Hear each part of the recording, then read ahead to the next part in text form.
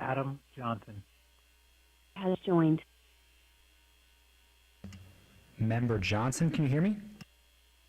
Yes, I can. Thank you very much. We'll be starting shortly. Perfect. Thank you.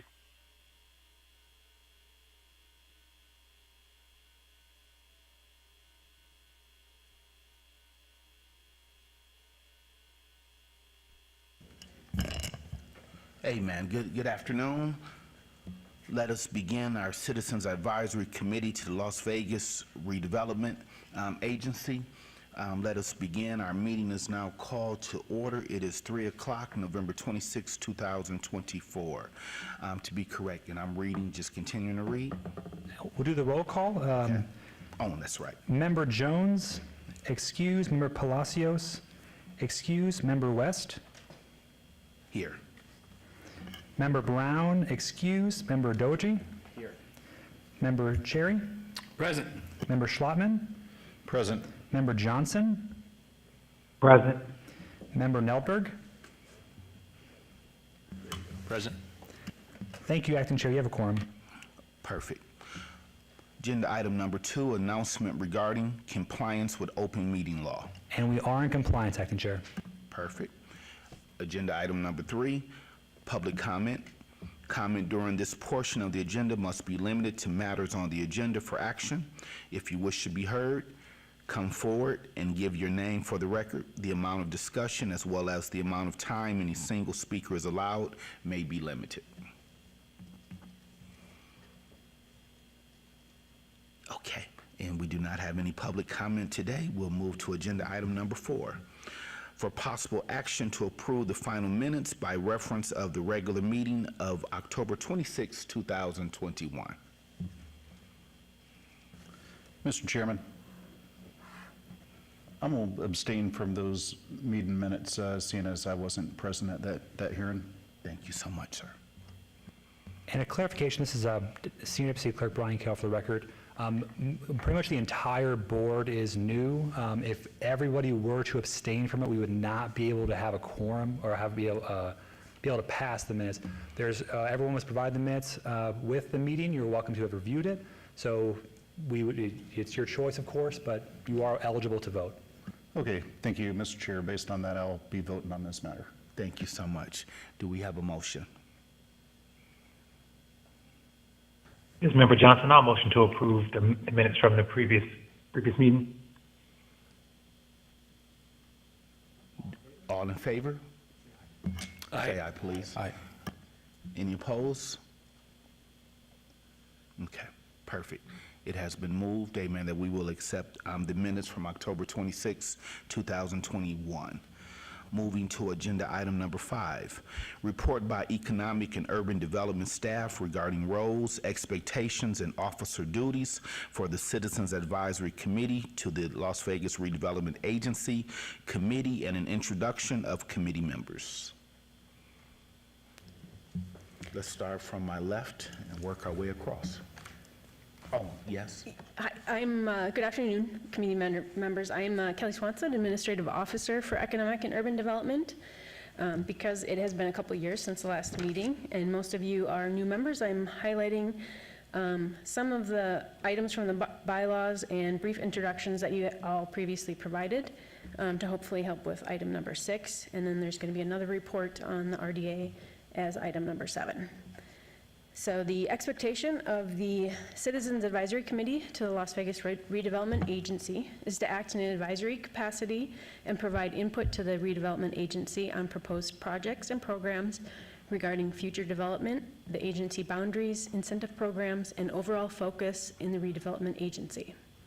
The committee consists of 9 members with various background and experience, a small business owner located within the RDA, a licensed real estate professional whose business address is within the city, a member of the development community whose business is located within the city, a homeowner of a single-family home located within the redevelopment area, an apartment renter or condominium owner who resides within the redevelopment area, an educator or community leader working to benefit children who resides in the city, a Ward 1 community member selected by the Ward 1 councilperson, a Ward 3 community member selected by the Ward 3 councilperson, a Ward 5 community member selected by the Ward 5 councilperson. And terms are 3 years, and members may be reappointed once. The officers of the committee consist of a chair and a vice chair, creating the executive board. They're elected annually at the first regular meeting of the calendar year by a majority of the committee members present. The duty of the chair is to act as presiding officer at all meetings. The duty of the vice chair is to preside at any meeting of the committee in the absence of the chair.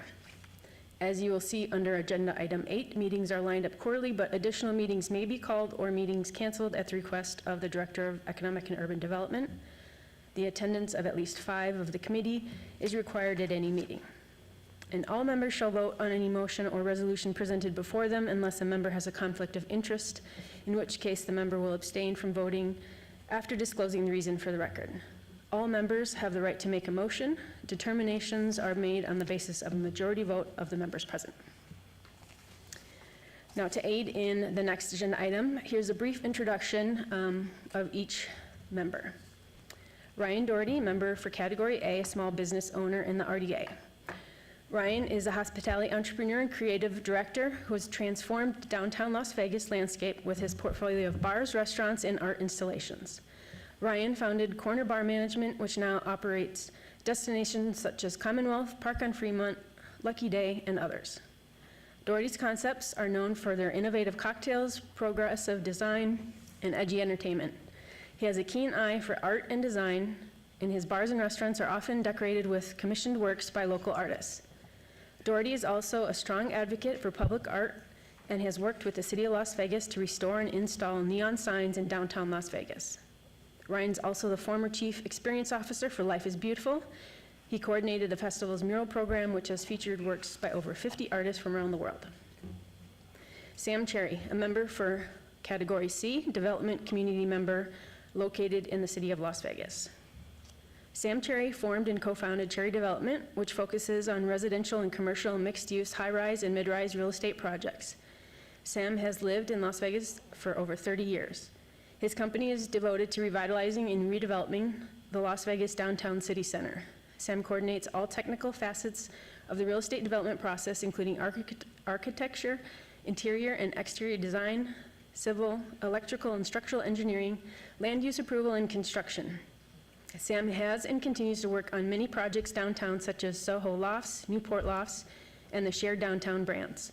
Sam also serves as the chairman of the Las Vegas Planning Commission. Trinity Schlotman, member for Category D, homeowner within the RDA. Trinity Haven Schlotman serves as a planning commissioner for the City of Las Vegas, representing Ward 3. A builder by trade, he specializes in adaptive reuse projects within the Arts District, with a particular focus on food and beverage establishments. Known for his creative approach to revitalizing spaces, Schlotman balances his professional life with fishing, often in San Diego. Adam Johnson, member for Category F, educator residing in the City of Las Vegas. Adam Johnson is an educator, executive leader, and community advocate who spent 6 years as the founding executive director at Democracy Prep at the Agassiz campus, DPAC, a tuition-free college prep K-12 charter school, serving more than 1,100 children in West Las Vegas. During his tenure at DPAC, Adam helped the school achieve a 5-star rating from the Nevada Department of Education while growing student enrollment. He currently serves as the executive director for the College Board's Western Region and a school board member for the Clark County School District. Dave Mildberg, member for Category G, selected by Ward 1 councilperson. David serves as special assistant to council for Ward 1 at the city. He works to help neighborhoods and constituents with any problems they're having. He is a Las Vegas native and lives in Ward 1. He enjoys spending time with his 6- and 8-year-old sons. And Reverend Dr. Kelsey Anderson West, member for Category I, selected by Ward 5 councilperson. Reverend Dr. Kelsey A. West has served as the senior pastor at Nehemiah Ministries Christian Church for 19 years. He's the founder of 28 annual Unity Through Knowledge Historically Black Colleges and Universities Tour, executive director of the Native Son Spelling Bee, chaplain and member at large for the 100 Black Men Las Vegas, board member for the Urban Chamber of Commerce Las Vegas, Mayor's Faith Institute on Education, Home Mission Board of the National Baptist Convention USA, School Justice Program of Clark County School District, the Salvation Army Southern Nevada, and Solutions for Change. Pastor Kelsey is a devoted husband to Pastor Carmen and his growing family, which now includes beautiful grandchildren. And that concludes my report. Wonderful. Wonderful. And so moving on to agenda item number 6, now we can have our discussion for possible action regarding the election of chair and vice chair.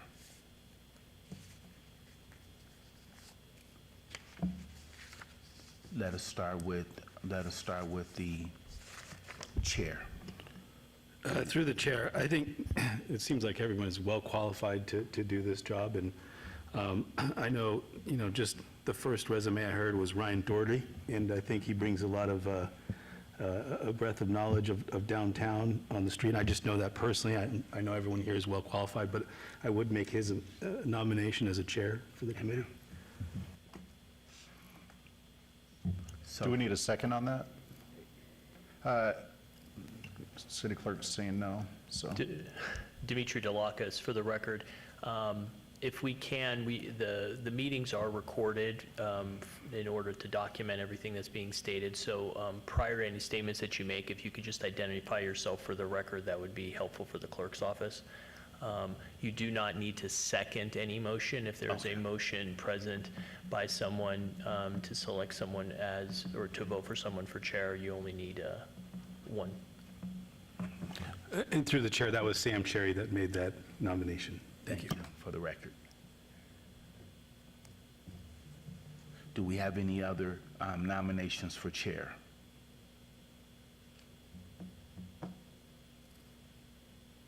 Okay, so I think yes. That's Senior Embassy Clerk Brian Kell for the record. So that was a nomination. Cherry, if you would like to make a motion to approve as chair, we could then vote on that if you so chose. Through the chair, I'd like to make a motion to approve on chair. This is Sam Cherry again. Okay, all in favor? Aye. Aye. Aye. Perfect, okay, so it has been voted upon and moved that Ryan will serve as our chair. At this time, let us have our discussion regarding the vice chair.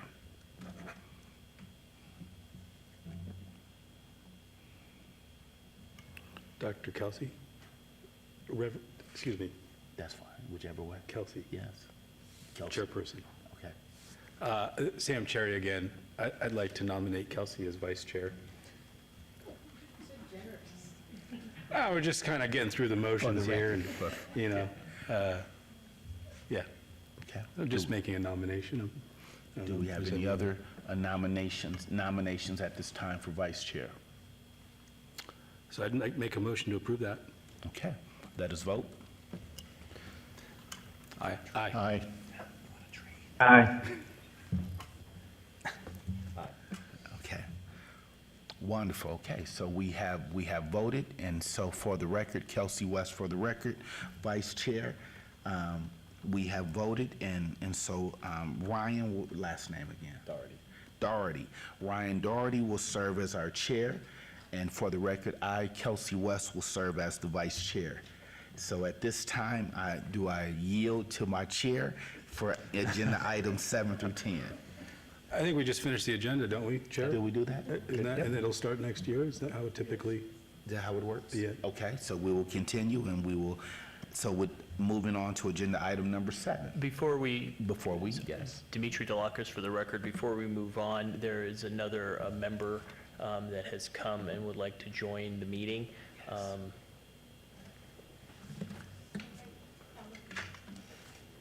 don't think there's, if we could just take a brief break for just one moment.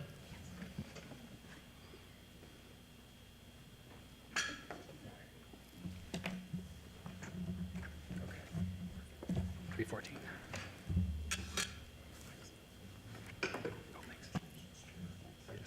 Thank you so much. You can call me Kelsey. It's all right. You can use whatever title you Kelsey. Yes, sir. Yes, sir. Yes, sir. Hey, my friend.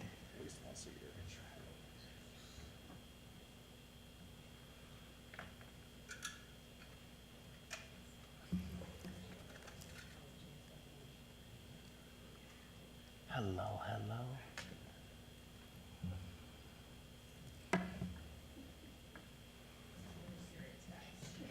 Okay.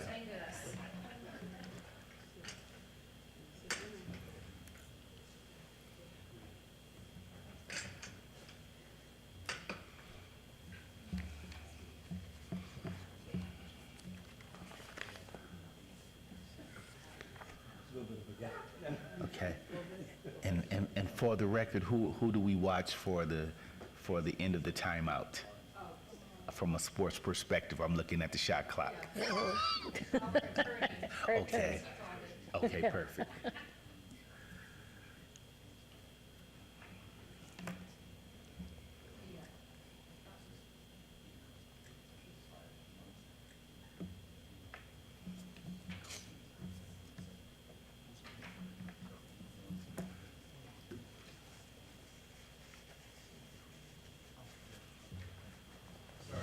No problem, no problem. We have insurance, right?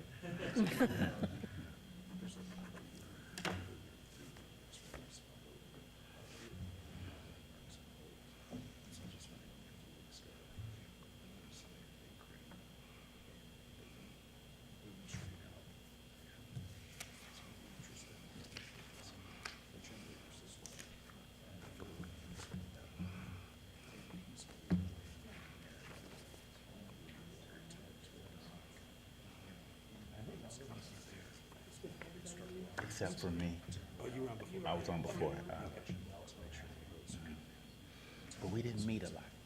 Yeah, we didn't have a lot of meetings, but yeah, hopefully we'll be able to have consistency with our meetings. Yeah. Dimitri Delakis, for the record, let the record reflect that member Asha Jones has just joined the meeting. Wonderful, wonderful. And are we able just to continue with agenda item number 7?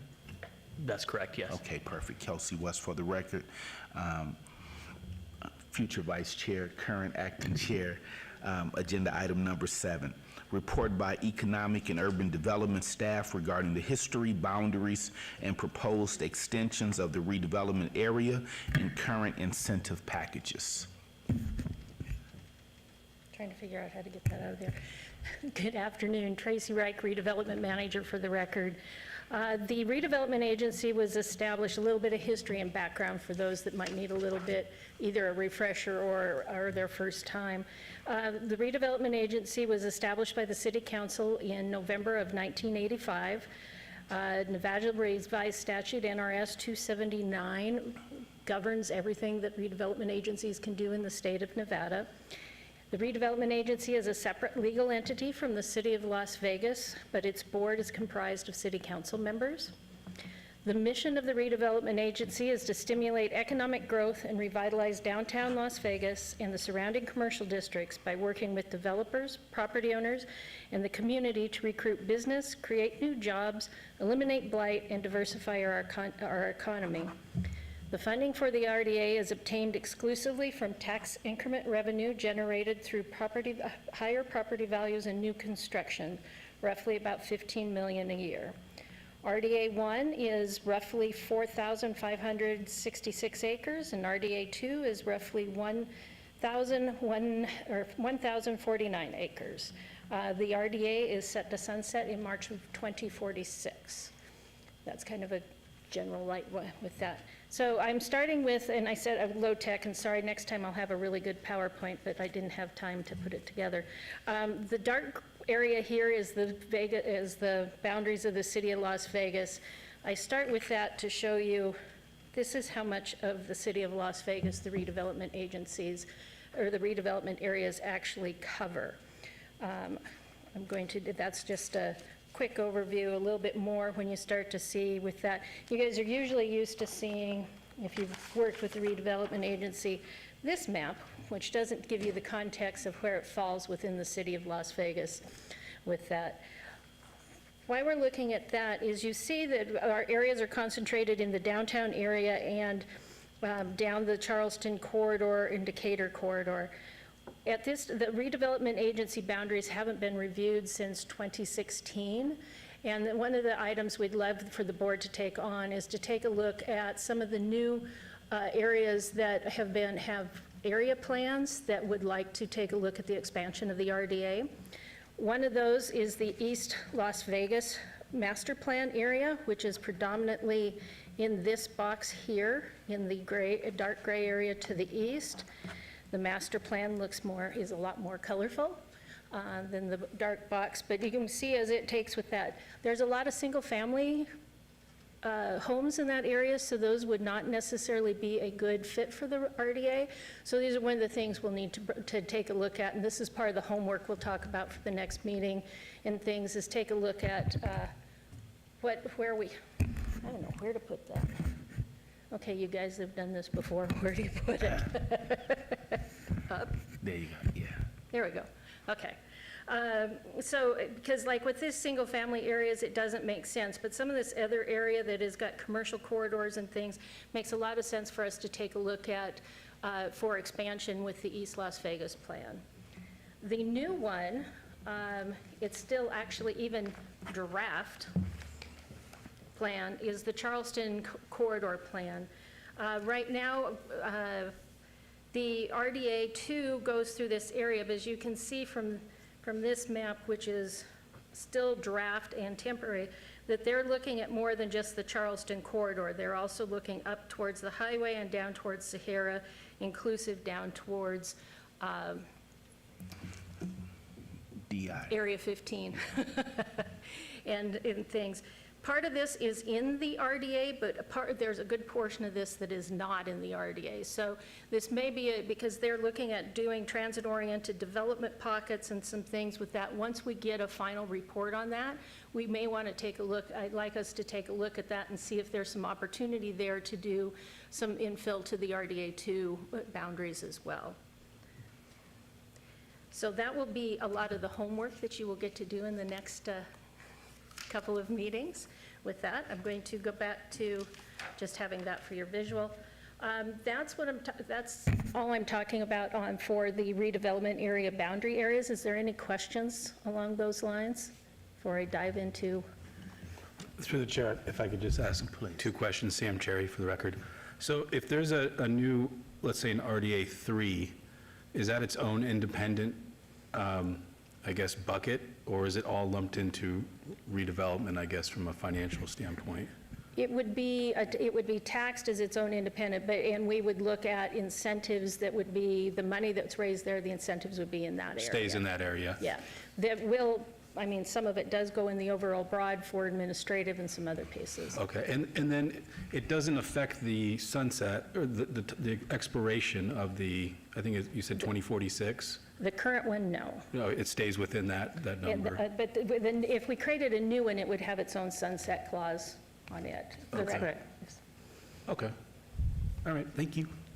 So, hold on, let me correct real quick. So Dina Babsky, Director of Economic and Urban Development, this would be just an area that would fall under the umbrella's overall kind of purview. So the agency itself sunsets at 2046. The RDA areas that fall under it, they kind of fall under the same umbrella. Okay, thank you for the clarity, Sam Cherry.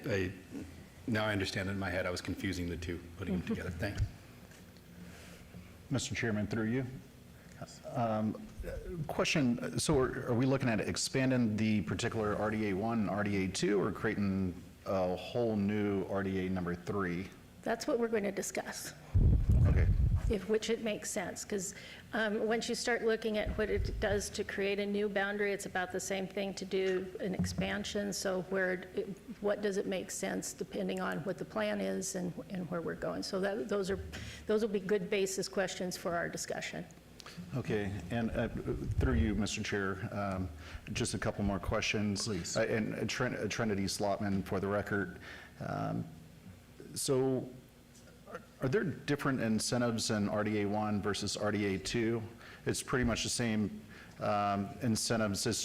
Is it more of, so we were allocating the funds within the RDA that where the funds are being generated? Is that the goal, or is it to have two different, because I think both of them sunset at two different dates. Is that correct? One goes in 46, the second one is in 2046 as well? I believe so. I think the agency itself sunsets, so that Yeah. means that, the entity, as in the redevelopment Yeah. agency, will go away in 2046 because it was established by the state legislature.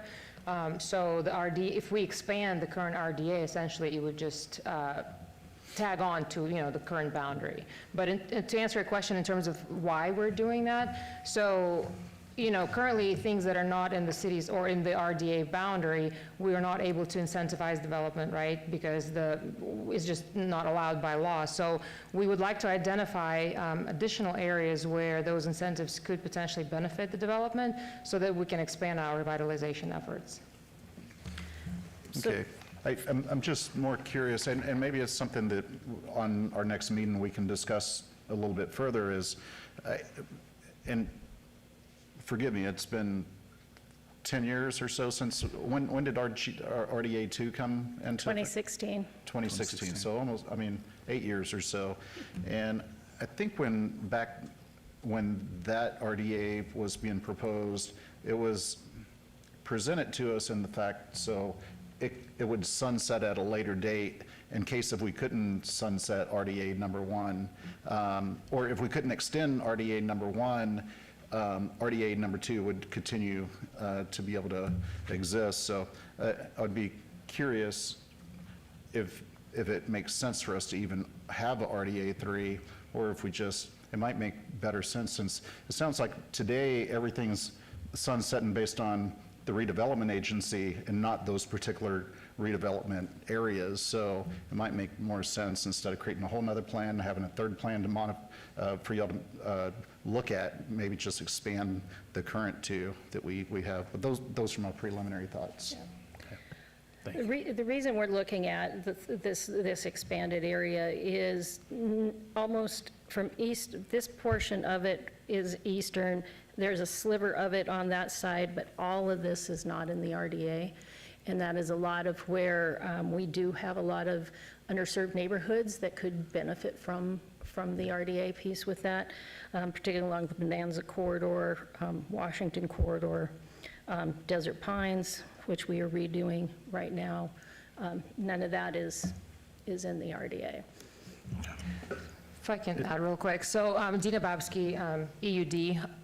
One of the, I think, the things that we want to look at as which parcels would go into the RDA, right? One of our target kind of goals is to include those that currently have low tax basis, because essentially, undeveloped land, vacant, and also those that's owned by like government agencies, because there's no tax base on those. So that's why when going back to Tracy's point, we wouldn't necessarily look into the residential areas for now, just look at those that, that have the ability and potential to be redeveloped and benefit from the dollars that we could then provide if this is expanded. But to your point, I agree. I think we probably would be looking more at expanding the boundary versus creating a whole new redevelopment area.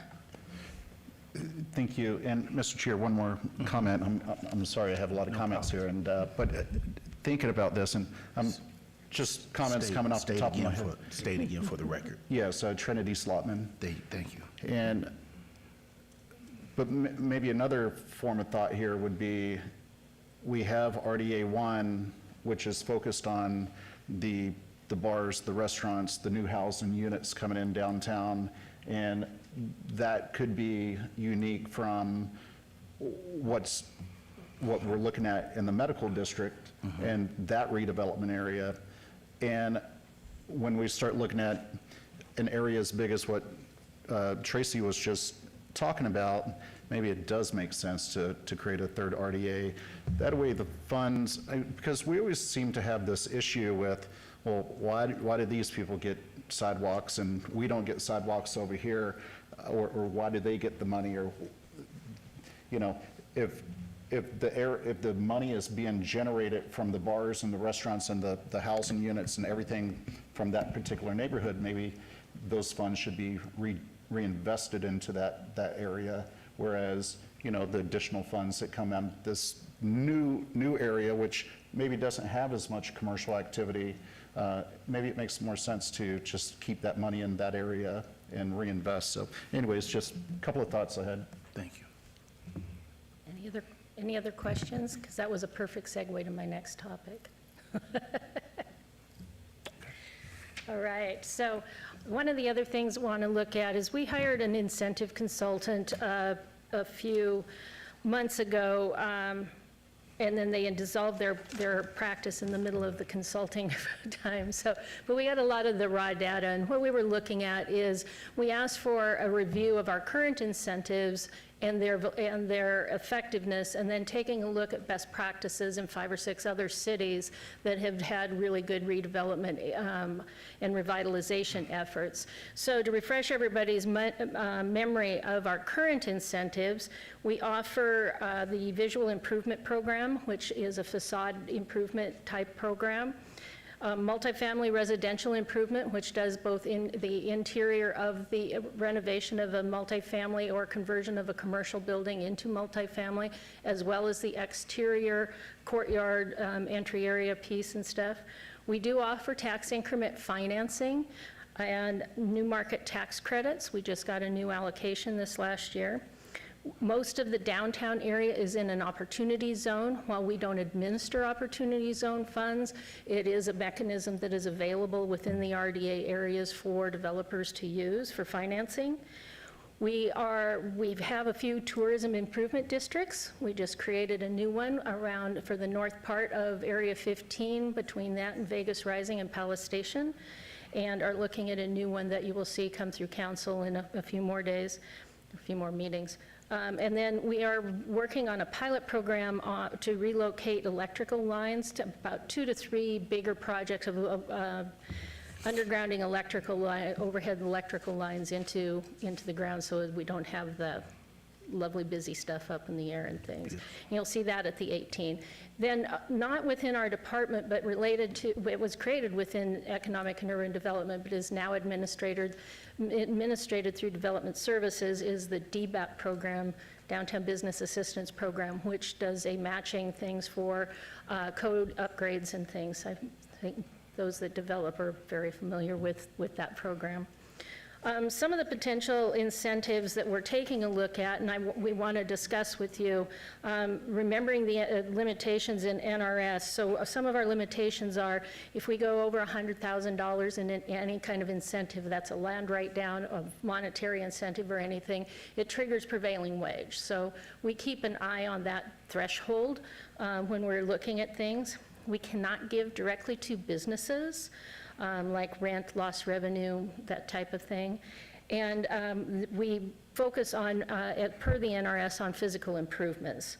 So a couple of things that we are toying with right now, and some others and then open for some other pieces, is we do have aging infrastructure throughout the whole thing, and I should say aging. We have ancient infrastructure in downtown that needs to be upgraded, and that can be a substantial cost. I knew we had clay pipes. When somebody pulled out a wooden pipe, I was like, okay, that's new. Right. So taking a look at, is there some way to help developers and property owners with upgrading their infrastructure into the 21st century instead of the early 20th century? We also have a lot of vacant land that has been inherited or invested in early on that lays fallow. And is there an incentive that we can create to help developers or property owners look towards developing that property? I don't know if it is successful or not. The one that I know is successful is more punitive than it is incentive-wise, so that's one we'd like to discuss. And then fee waivers have come up multiple times, and most of our fees are enterprise fund, which means that those fees go to pay for the folks that are administering the program that you're getting your fees assessed for. But there is a possibility that we could take a look at, could RDA reimburse those fees to be with that. Those are just a couple of the thought processes on that. The incentive consultant provided us raw data from Boise, Salt Lake, Phoenix, New Orleans, and Nashville.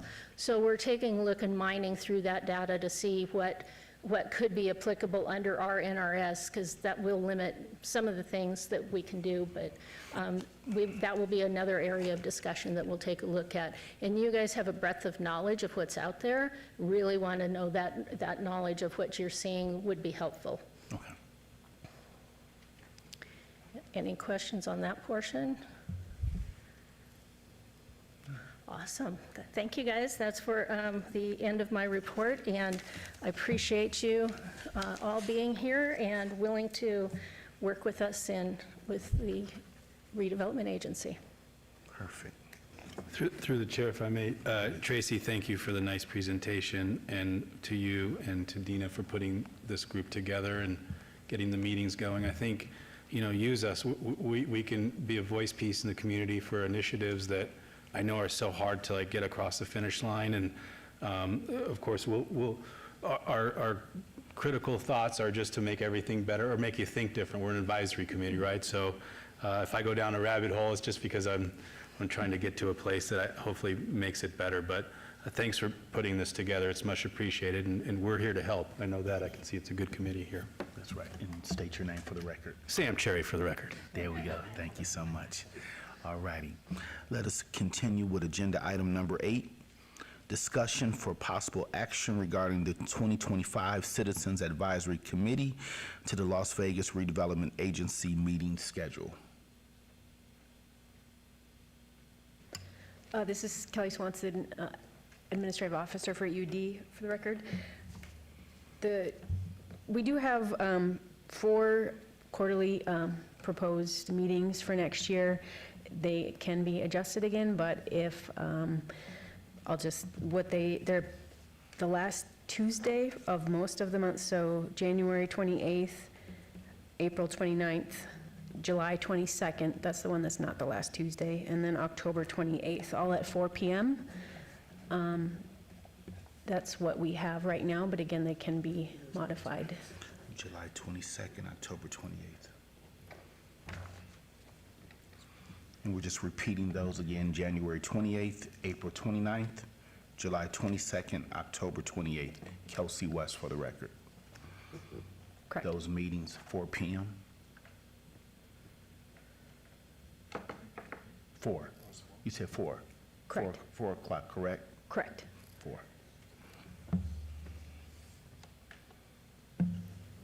Do we? I'll make a motion to approve. Okay. Trinity Slotman. Thank you. Let us vote. Aye. Aye. Aye. Aye. Perfect.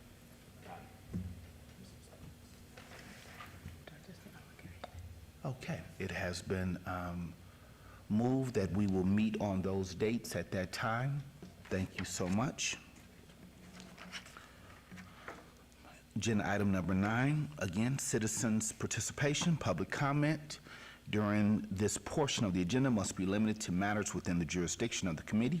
No subject may be acted upon by the committee unless the subject is on the agenda and is scheduled for action. If you wish to be heard, come forward and give your name for the record. The amount of discussion on any single subject, as well as the amount of time any single speaker is allowed, may be limited. Dina Babsky for the record. Surprise. No, I wanted to ask, and I don't know if it's appropriate, Dimitri, but I wanted to ask about the format of these meetings, right? Because we want them to be collaborative, and sometimes the diocese make things a little more less collaborative, it's more like presentation style. So what are your thoughts on, and I don't know how a city clerk's office would advise us on handling having it as a public meeting, but just wanted to throw it out there to see what format you all might prefer over, what we're having today. Dimitri Delacus for the record. Because this is a public meeting, it does have to be recorded and have an opportunity for the public to have a place to come and be heard. Council chambers seems to be the most convenient of those locations.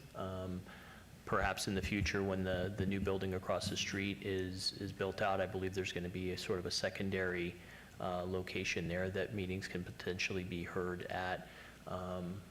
So because of the public meeting and the need for access, this is probably the best location if that's what We couldn't do what we do for Dina Babsky, for LVCIC, where we have like a public access through remote WebEx or whatnot, but it's more in a conference type of setting. No? That'll be something we'll have to look in. Dimitri Delacus for the record, that'll be something that we'll have to discuss with the clerk's office and see if it's if that works for them, and if, depending on the volume of individuals that will want to come and perhaps give public comment. In this case, there wasn't any today, but there could be in the future, depending on the topic area. I think just a concern of abiding by the open meeting laws. Okay, thanks. Through the chair, Sam Chair, we plan on packing this house, so That's right. just be prepared. Any other comment at this time? Ryan, were you going to say something? Ryan Doherty, my I question think was your what are mic the is off. options? Oh, there you go. My question was what are the options, but that was adequately answered. Well, Dina Babsky, I think we'll talk more internally and see if there are any options available, and then maybe present them at the next meeting.